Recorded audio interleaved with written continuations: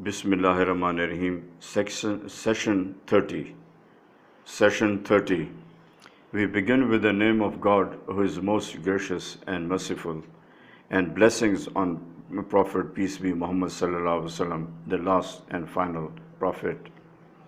Today we shall take which will exist, the Western or Islamic civilization. Which will exist, the Western or Islamic civilization. The history of conquest by kings, emperors, and barbarians is not as bleak as the history of man's attempts of forcing into accepting his religion or beliefs on peoples of other communities. And now racism, cultural imperialism, and for this purpose the media war to make people feel squeamish, upset, sick at the sight of other cultures, especially the Islamic society. Those who keep beards and are retaining hijab, that is, do not appear, speak, think, and behave as the disbelievers, are called rebellious fundamentalists. And the poor guys who avoid adultery, interest, and wine are extremists living in 7th century AD. According to them, those who just speak good of Islam are radicals. In other words, there is nothing right with Islam, according to them, to be followed.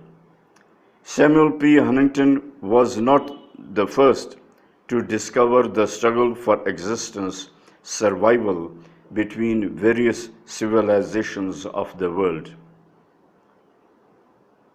It was the Titan, man of great intelligence, Sir Arnold J. Toynbee, who was the fount of the phenomena of the clash of civilizations operative since millions of years. I will try to present a summary of his book titled A Study of History. A Study of History. British historian Arnold J. Toynbee is accepted the world over as the greatest historian of all times, whose book, A Study of History, has far outclassed Gibbon's Decline and Fall of Roman Empire and Spengler's The Decline of the West, published in 1919. Toynbee took about 30 years in his research and wrote the history of man in 10 volumes. These 10 volumes were abridged by an American, D.C. Somerville, in 2 volumes to about 1/6 of the original size, but retains its original words and method. Toynbee began writing in 1920 and finished in 1953-55. The abridged volumes were published the second time by University Press, New York and London in 1965 in 2 volumes. It is a tough reading, and unless one has studied the world geography, history, economics, political science, and English literature, one is really unable to follow. Toynbee begins his own story of research and quest for an intelligible unit of history, by which is meant a unit of mankind whose history he could trace from the beginning to the end, embodying all human aspects, political, social, geographic, economic, cultural, racial, linguistic, and religious. I say again that Toynbee begins his story of research and quest for an intelligible unit of history, by which is meant a unit of mankind whose history he could trace from the beginning to the end, embodying all human aspects, political, social, geographic, economic, cultural, racial, linguistic, and religious. The history of kings was the story of kings and not of the people. Dividing the mankind on geographic basis was again not intelligible, for kingdoms, religions, and cultures overlapped many geographical features. Division and study of man on linguistic basis was again impossible, for the languages changed after almost every 100 miles.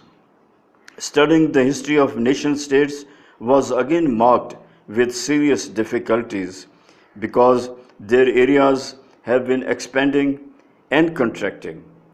For example, Britain, which is now only an island, was sometimes spread over Europe and for a century over the entire world, which included numerous people, religions, and languages.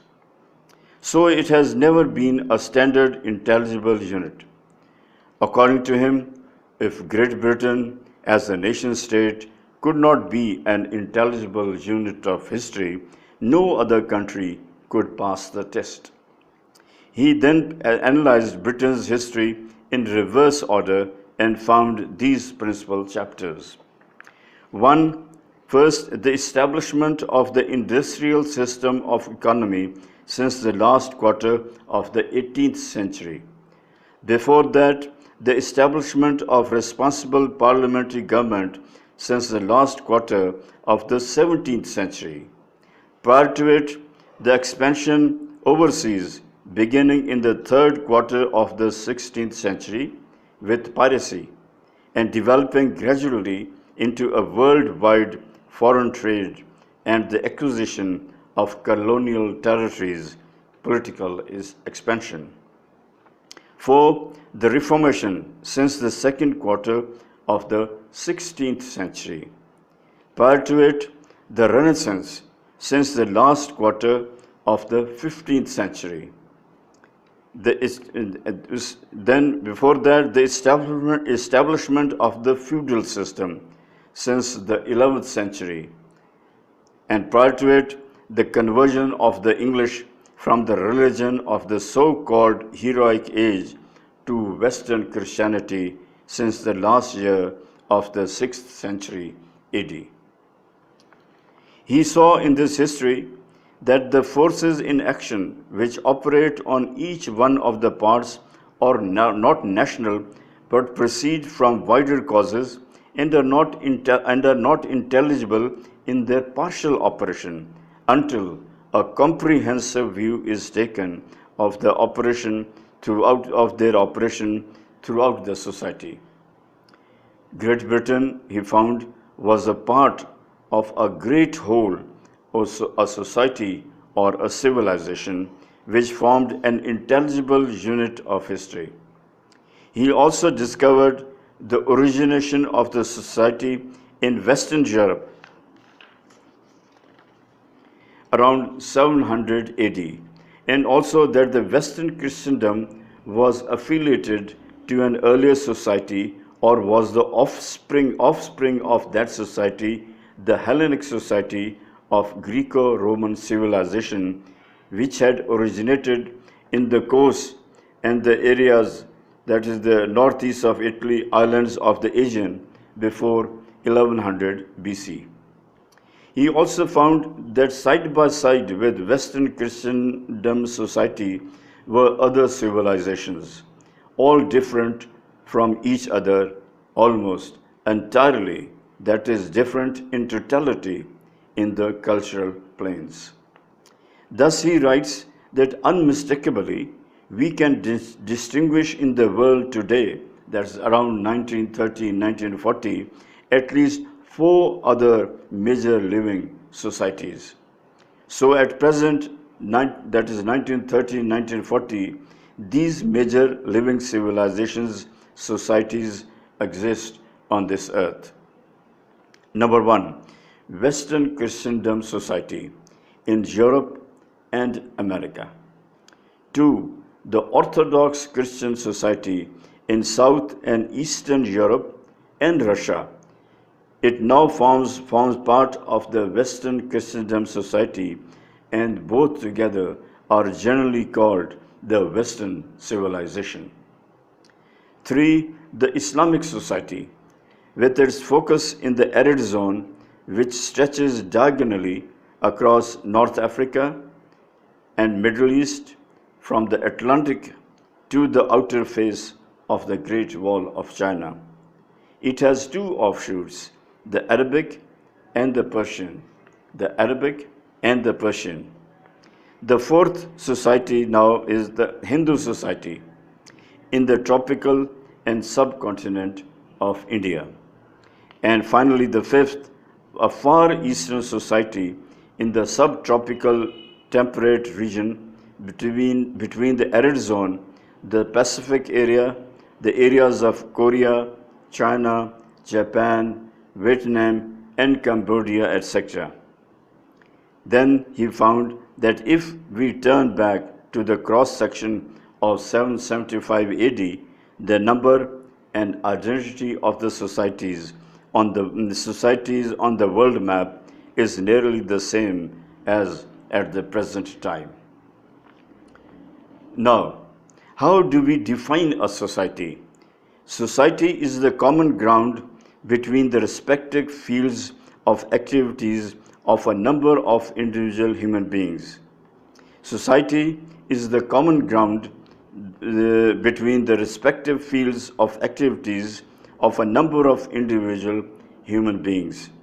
The individual energies of the societies constitute the vital forces whose operation determines the history of the society, including its time span, that is, its life. The intelligible unit of history is neither a nation state nor at the other end of the scale, that is mankind, but a certain grouping of humanity which we have called a society, a civilization.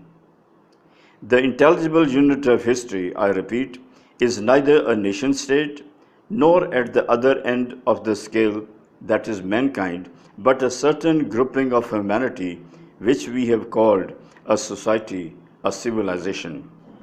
As stated while exploring the circumstances of the birth of the Western society or civilization, we stumbled on the deathbed of another notable society to which the Western society stands in relationship like an offspring to which, in a single word, the Western Christendom is affiliated.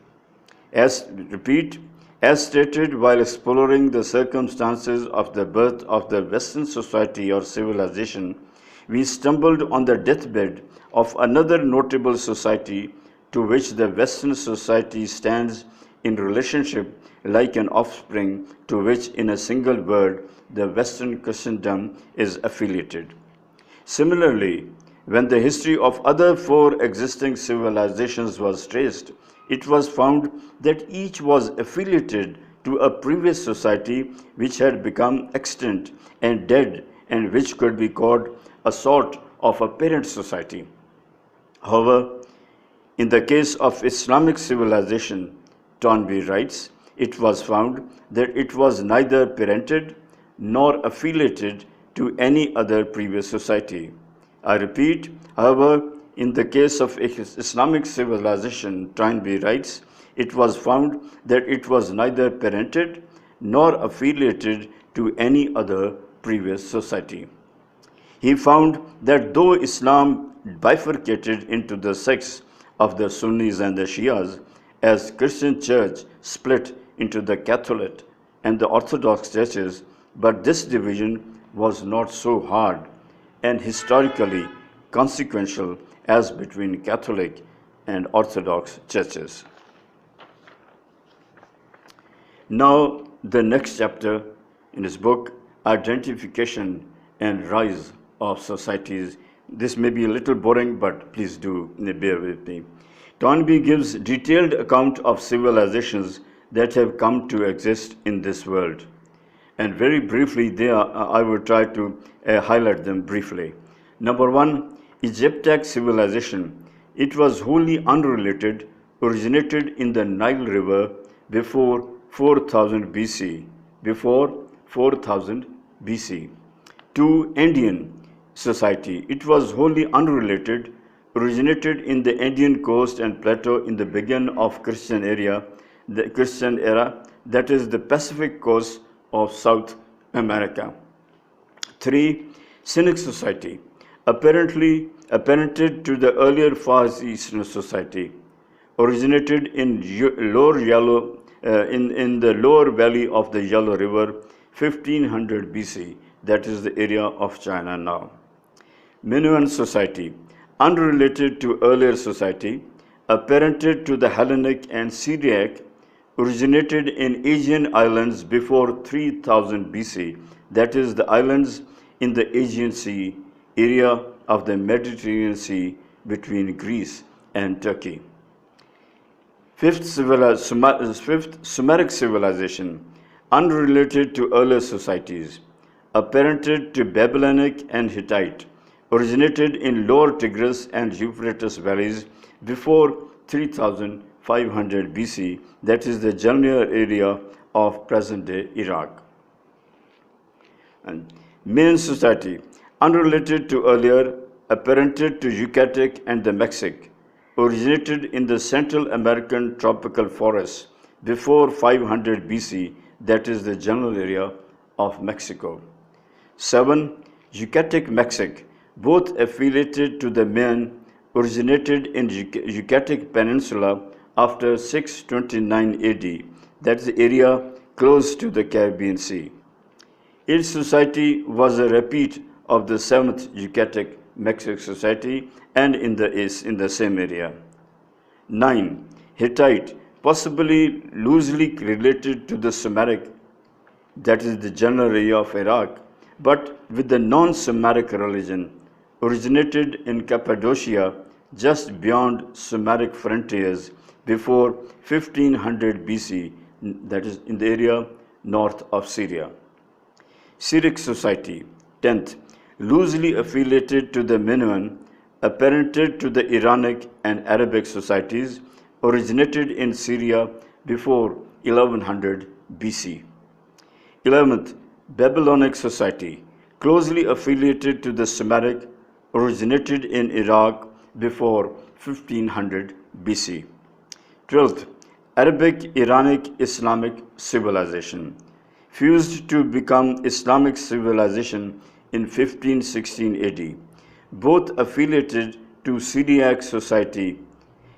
Iranic originated in Anatolia, Iran, Oxus, which is Central Asia, before AD 1300.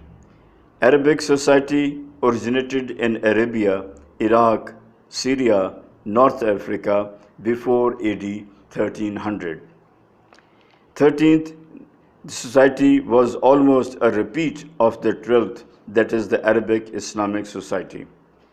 14th, Far Eastern main body, affiliated to the Cynic with an offshoot in Japan, originated in China before 500 AD. 15th, Far Eastern Japanese offshoot. This is an offshoot of Far Eastern main body, originated in Japanese archipelago after 500 AD. That is the islands that form the country of Japan today.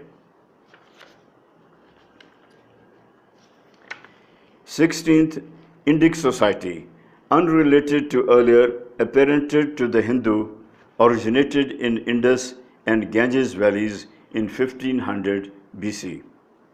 Now the Hindu society, the 17th.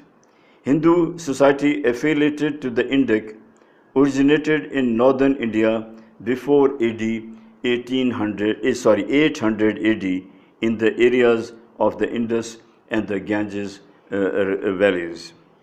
18. Hellenic society, loosely affiliated to Minoan, apparented to the Western and the Orthodox Christian, originated in the coast and islands of the Aegean before 1100 BC, that is the area between Turkey and Greece. 19th, Orthodox Christian main body, affiliated to the Hellenic with an offshoot in Russia, originated before AD 700 in Anatolia and final rupture with the West in 11th century. These were the area of Asia Minor. 20th Orthodox Christian Russian offshoot. This is an offshoot of the main body of the Orthodox Christian, originated in Russia in the 10th century AD. And last and 21st, Western Christendom, affiliated to the Hellenic, originated in Western Europe before 700 AD. Now, the part 2 of Clash of the Civilizations. Toynbee states that of these 21 civilizations, 16 are now dead and exist no more, and the 5 named earlier continue.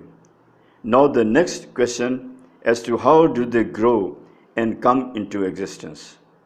Of these 21 civilizations, 15 are affiliated to previous civilizations, but 6 emerged from primitive life. Of the 6 societies which came into existence from the primitive life, he takes the example of the Egyptian civilization and sees as to how it came into existence. He writes that before the dawn of civilization, the Afro-Asian steppe, the Sahara and the Arabian desert was well-watered grassland. Subsequently, prolonged and progressive desiccation of this grassland presented its inhabitants with a challenge, to which they responded in various ways. Some stood their ground and changed their habits, thus evolving the nomadic manner of life. Others shifted in their ground southwards, following the retreating grassland to the tropics, and thus preserved their primitive way of life, which they are still living today, that is, the Africans. Others entered the marshes and jungles of the Nile Delta, and faced with the challenge it presented, set to work to drain it, and they evolved the Egyptian civilization. Now, the Sumeric civilization originated the same way and from the same causes in the Tigris-Euphrates delta, that is Iraq. The Cynic civilization originated in the Yellow River, now in the area of China. The nature of the challenge which started it is unknown, but it is clear that the conditions were severe rather than easy. The Mayan civilization originated from the challenge of a tropical forest, the Indian from that of the bleak plateau in the general area of the coast of South America, the western coast of South America. The Minoan civilization in the Mediterranean Sea originated from the challenge of the sea.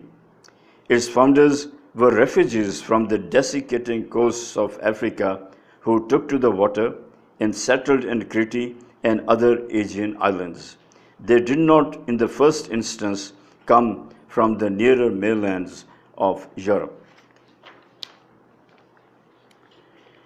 Toynbee holds that in the cases of the affiliated civilizations, the challenge that brought them into existence must have come primarily not from geographical factors, but from their own human environment. That is, from the dominant minorities of the societies to which they were affiliated. A dominant minority is by definition a ruling class that has ceased to lead and has become oppressive. A dominant minority is by definition a ruling class that has ceased to lead and has become oppressive. To this challenge, the internal and external proletariats of the failing civilization respond by seceding from it and thereby laying the foundation of a new civilization. The next question Toynbee answers is, having come into existence, how do societies grow and expand? Is it to be measured in society's external control of the external environment? Such increasing control can be of two kinds. geographic expansion, capturing of neighboring territories, and second, improvement in material techniques, that is, technology. He gives many examples to show that these two are not satisfactory criteria of growth. A society may be expanding with military conquests but declining otherwise. Similarly, techniques, that is, technology, may well be improving at a time when real civilization is declining, and vice versa. That is, technology may be declining, but the civilization improving. Toynbee says, actually, growth of civil societies is related to response to challenges which become internal rather than external, that they may be external originally, and spiritual rather than material, and the challenges are spiritual rather than material. He writes that two traditional views are current as to the relation of society to the individual. One, that society is nothing but simply an aggregate of atomic individuals, that is, individuals are everything. And the other view regards the society as an organism and the individuals as part of it, inconceivable except as members or cells of the society to which they belong. That is, individuals have very little significance. Both these views couldn't hold to the historical test and proved to be unsatisfactory. The correct view is that a society is a system and system of relations between individuals. That a society is a system of relations between individuals. Human beings cannot be themselves without interacting with their fellows, and a society is a field of action common to a number of human beings. But the source of action is in the individuals. All growth originates with creative individuals or small minorities of individuals, and their task is twofold. First, the achievement of their inspiration or discovery, whatever it may be, and secondly, the conversion of the society to which they belong to this new way of life. This conversion could theoretically come about in one or other of two ways, either by the mass undergoing the actual experience which has transformed the creative individuals, or by their imitation of the externals, in other words, by mimesis. In practice, the latter, that is the mimesis, imitation of the externals, imitation of religion, values, rituals, customs, traditions, etc., is the only alternative open in the case of all but a small minority of mankind.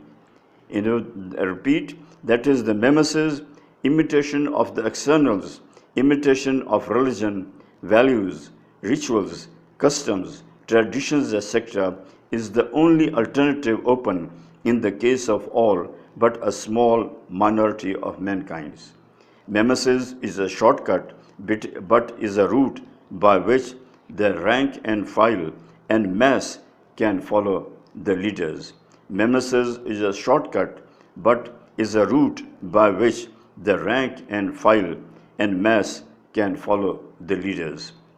The mimesis of these few individuals or minority are quickly picked and followed by the internal and external proletariats of the declining society.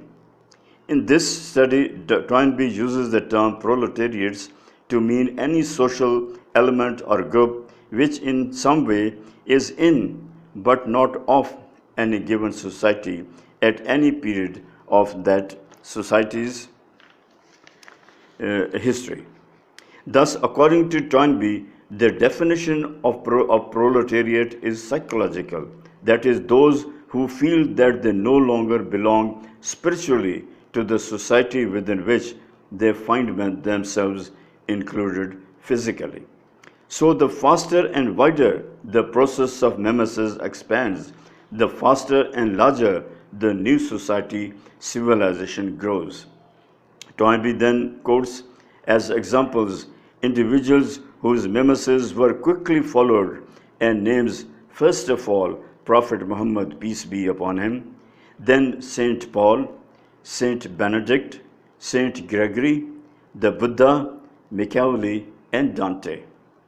He writes that there are certain causes also which contribute to the growth of the civilizations. Harder countries have much brilliant record as originator of civilizations. For example, Yellow River, Nile Delta. We also find that virgin soil produces more vigorous responses than land which has already been broken in and thus rendered easier by previous occupants. Also, examples from all civilizations show that a sudden crushing defeat is apt to stimulate the defeated party to set its house in order and prepare to make a victorious response. Various examples also show that people occupying frontier positions exposed to constant attack achieve a more brilliant development than their neighbors in more sheltered positions. That's all for today. Jazakallah.